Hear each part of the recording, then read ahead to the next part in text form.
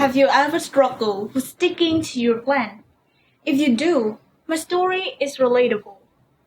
Taking up a hobby is definitely a big problem for me because I'm not the kind of person who is consistent enough to keep up with something for a long time. Fellow Gavaliers, let me tell you 3 times in my life that I decided to take up a hobby. The first time, when I was young, I watched Disney Princess movie and was attracted by the continuous singing throughout good and bad times. I wish that I could fill my life with beautiful songs just like them. I want to be a singer and learn a musical instrument. So I took up piano very seriously. I went to musical class twice a week and even asked to have my own piano at home. I never skipped a class because I was so proud of that hobby. And 1 year later, the result was I dropped piano. Why? Because my parents stopped me. They asked me to attend extra classes after school and promised to let me come back to the piano class if I had time. That never happened. But I thought to myself, it's no big deal. There are a lot more interesting things out there apart from playing the piano, and soon in the future, I will take up a new hobby even more interesting. The second time was in secondary school. And at that time, I had a new interest. I was very keen on reading and creating stories to tell my friends. So I wanted to write a novel. And I started working on it very seriously. I plotted a story in my head and I wrote it down on papers and papers. I started with a fresh and strong belief that it would be a masterpiece. I finished the character system, the storyline, with a realization that writing stories was more tiring than I expected. Whenever I came up with a new detail, I felt like writing was becoming more as going into a jungle or a labyrinth than just walking on straight route. So after 2 or 3 chapters, I got rid of writing. But I thought to myself, it's no big deal. There are a lot more interesting things out there apart from writing novels, and soon in the future I will take up a new hobby even more interesting. The third time was in high school days, and the activity I chose was basketball. And at that stage of development, I'd already understood that taking up something seriously as a hobby is not an action that I could do as easily as it. So this time I must have some visible result. I follow a friend of mine to practice everywhere.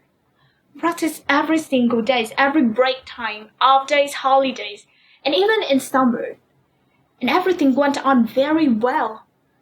Next year she even asked me if I wanted to be a part in the class team competed in a school competition. Yes. I felt super excited. Finally, I could play basketball for a team in a real battle. I felt optimistic thinking about a bright future ahead. And the day came. The result was unbelievable. We lost at an embarrassingly low point. All of my passion evaporated.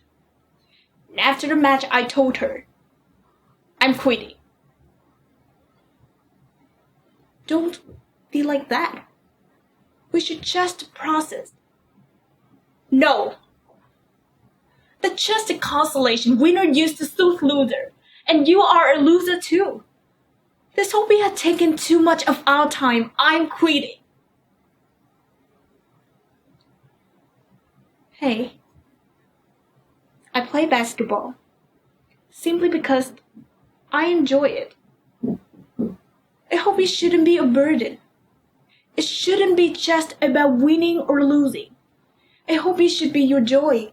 It should be the motivation that gets you up every day. It should be the motivation that gets you through hard times. And it should be a wish from you to voluntarily improve yourself. I was speechless, watching her stand up and walk into the schoolyard with the orange basketball in her hand and practice playing tricks to score points.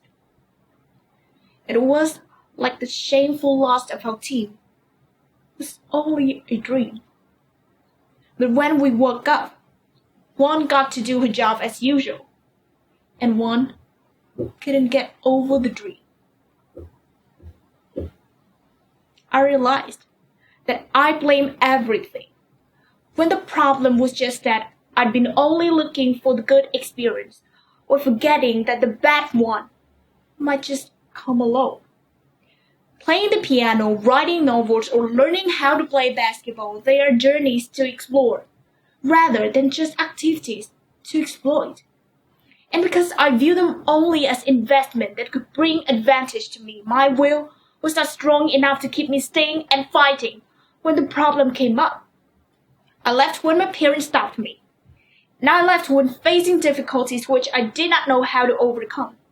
And at that point, I was going to leave after tasting that first bitter failure. I went to practice again, because that time I decided that I would not let the same thing happen. I will keep going.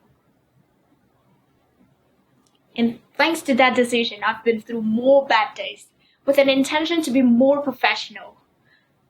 But I tried with all of my heart. And if you wonder what the result was, next year we won the school competition with the first prize. Fellow Gaveliers, whenever you plan to take up something, always keep going. There will be agony, for sure, but just keep going. Let's not make the final result the only present you will receive. You benefit more from fighting through the journey. And when you try your best, the future will compensate for your dedication. Thank you.